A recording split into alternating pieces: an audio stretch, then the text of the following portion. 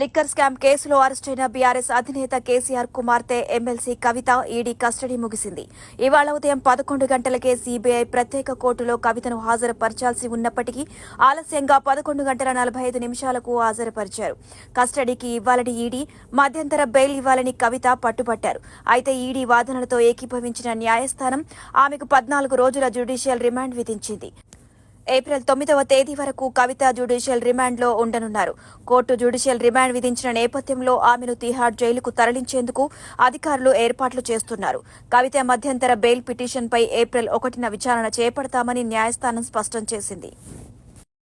This is not a money laundering case, it is a political laundering case.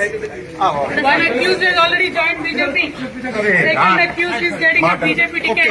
Third accused has given 50 crores in electoral bonds. This is not a money laundering case, it is a political laundering